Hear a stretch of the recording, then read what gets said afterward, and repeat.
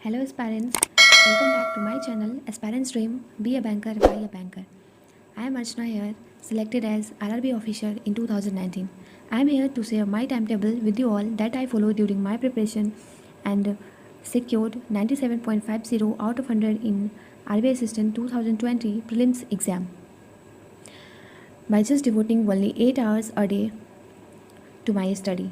If you are a beginner and want to start preparation for banking exams but don't know how to start, then this is the right video for you. So let's start.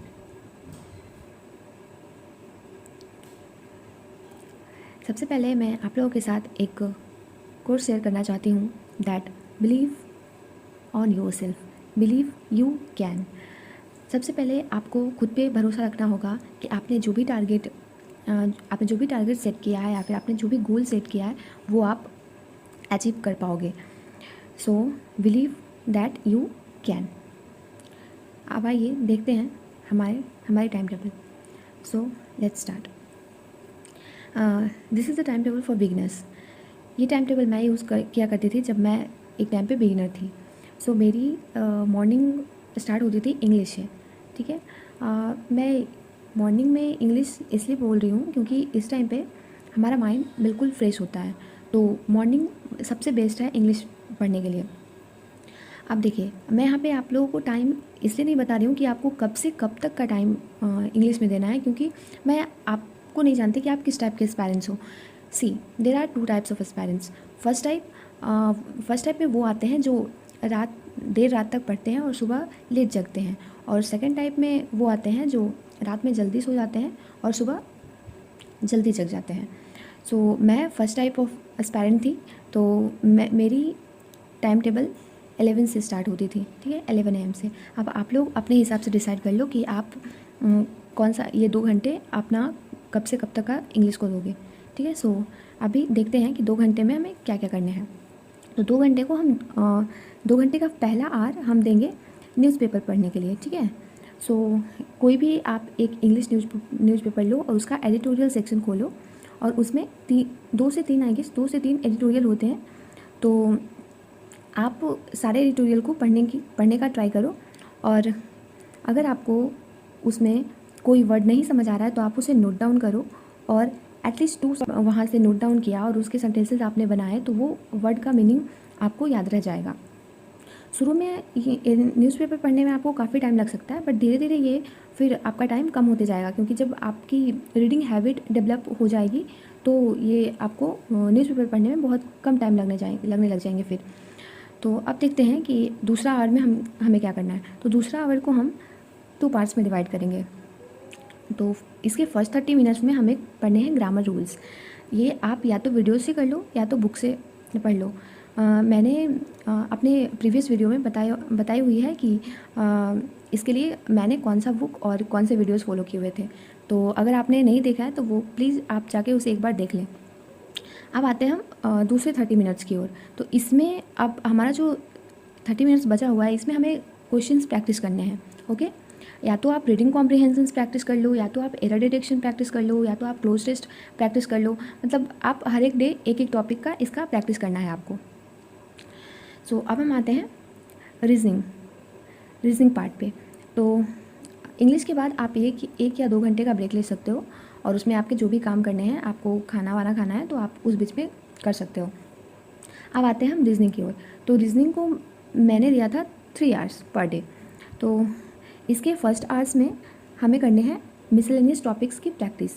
C reasoning में 2 तरह के topics होते हैं, एक तो miscellaneous topics and दूसरा puzzles and sitting arrangements, okay. So miscellaneous topics में आते हैं coding, decoding, blood relation, data inequality, input output, और भी बहुत सारे हैं। जब आप इसके सिलेबस देखोगे तो तब आपको समझ में आ जाएंगे। और हमें इसे कैसे प्रैक्टिस करना है, हमें 2 टॉपिक पर डे लेना है, ओके। एज़ फॉर एग्जांपल जैसे मुझे आज करने हैं 2 टॉपिक्स, तो मैंने ले लिया coding, decoding and blood relation, okay. मैं इसके हर एक टाइप के क्वेश्चंस करूँगी, एंड फिर कल मैं 2 टॉपिक लूँगी, data inequality and input output, और इसके भी मैं हर एक टाइप्स के क्वेश्चंस करूँगी। सो ये हो गया हमारा 1 hour complete. And now come to second hour. अब इस आवर में हमें करने हैं पजल्स एंड सिटिंग अरेंजमेंट्स के क्वेश्चंस जो कि हो प्री लेवल के, इजी लेवल के क्वेश्चंस करने हैं। एंड जो हमारा नेक्स्ट आवर बचेगा उसमें भी हमें पजल्स एंड सीटिंग अरेंजमेंट्स ही करने हैं, बट इसमें हमें हाई लेवल ऑफ पजल्स करने हैं। ओके, सो ये हमारा हो गया रीजनिंग का 3 आवर्स कंप्लीट।